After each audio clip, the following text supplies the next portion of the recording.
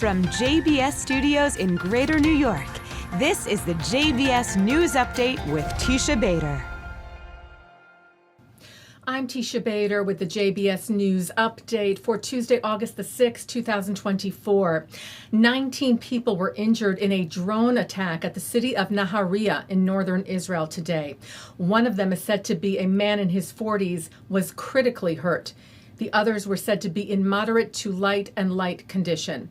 The IDF said numerous hostile UAVs crossed into Israel from Lebanon. Several civilians were injured during the incident. The IDF later said that at least one of the injuries was caused by an Iron Dome interceptor that missed the target and hit the ground. All of the injured were taken to the hospital for treatment. The IDF continues, meanwhile, to respond to the barrages of rocket and drone attacks from terror group Hezbollah in Lebanon, hitting terrorists and destroying terror infrastructure. In an airstrike last night, the IDF said it targeted a top Hezbollah commander, saying that his elimination significantly degrades the capabilities of the Hezbollah terrorist organization to promote and carry out terrorist activities from southern Lebanon against northern Israel. And in an airstrike last night in Gaza, the IDF said it eliminated a top Hamas commander who it said played a significant role in planning the October 7th massacre and led numerous terrorist attacks against the IDF and Israel. And this morning in Gaza, the IDF said terrorists fired anti-tank missiles at Israeli troops who were operating in the area of eastern Rafah, adjacent to the humanitarian route, injuring several soldiers and leading to the temporary closure of that humanitarian route. The IDF saying the terrorist organizations in Gaza continue to use any opportunity to carry out attacks against IDF soldiers at the expense of Gazan civilians, including abusing humanitarian routes and aid designated for the civilian population. This morning, a Palestinian man stabbed a female border police officer at a security checkpoint near Jerusalem.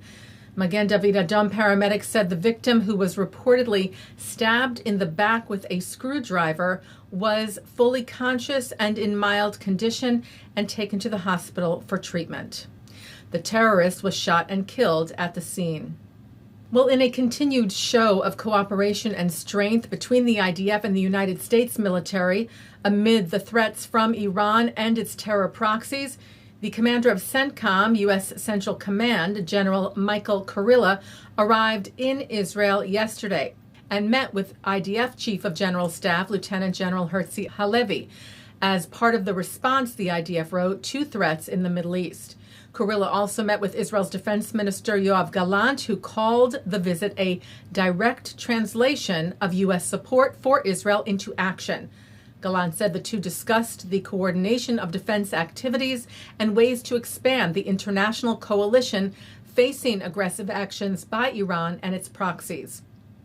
Yesterday, U.S. Secretary of Defense Lloyd Austin spoke with Gallant. Austin wrote to reaffirm U.S. commitment to Israel's defense from threats posed by Iran, Lebanese Hezbollah, and other Iran-aligned militia groups. Austin wrote, "We agreed the attack from Iran-aligned militias on U.S. forces stationed at Al-Assad Air Base in western Iraq," referring to the incident where at least 5 U.S. personnel were injured on Monday, "marked a dangerous escalation, and I updated Minister Gallant on measures to strengthen U.S. military posture in light of this escalating situation." The United Nations said yesterday that 9 employees of its Agency for Palestinian Refugees, UNRWA, may have been involved in Hamas's October 7th massacre and will be fired. The UN Office of Oversight Services has been investigating 19 cases after Israel alleged that several UNRWA personnel took part in the massacre. The UN office said in one case no evidence was obtained.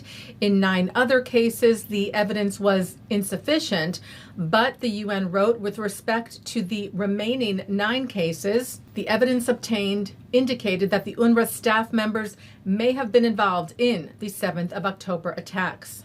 And UNRWA Commissioner General Philippe Lazzarini said, "I have decided that in the case of these remaining 9 staff members, they cannot work for UNRWA."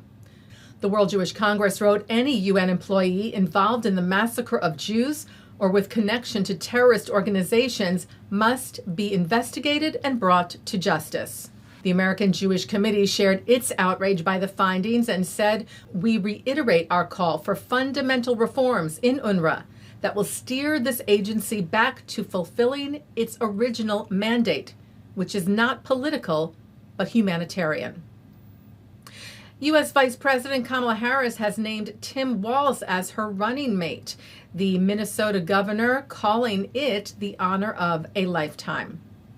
Walz has served as governor of Minnesota since 2019. Before that, he served in Congress for 6 terms and 24 years in the Army National Guard, rising to the rank of Command Sergeant Major.